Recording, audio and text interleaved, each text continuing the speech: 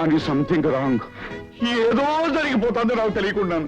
Sir మీరు అనవసరంగా అనుమానిస్తున్నారు సార్. అనుమానిస్తాక తర్వాత ముందు అమ్మాయిని తెచ్చు. పట్టుకోండి. నిదానంగా ఇదిగో అమ్మాయి, ఇక ముందు నీకేదైనా పుస్తకం కావాలంటే నన్ను అడుగు. మీరు భుజాల మీద ఎక్కించుకుంటారు సార్. అబ్బా, నేను ఏదో ఒకటి చేస్తానయ్యా. ముందు బయట క్రిమినల్ కేసు వచ్చిందో చూడండి. ఇద్దరు వెళ్ళండి. పని చూడండి అయ్యా అంటే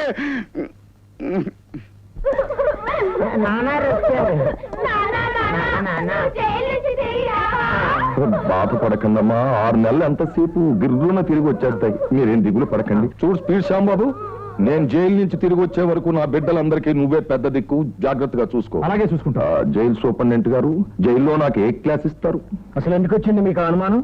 ఎందుకంటే 4 గోడల మధ్య ఉండే దేవుణ్ణి చూడడానికి రకరకాల రేట్లు ఉన్నట్టే 4 గోడల మధ్య ఉండే ఖైదీ కూడా ఏ క్లాస్ అని, బి క్లాస్ అని, సి క్లాస్ అని ఉంటాయిగా. నాది ఏ క్లాస్.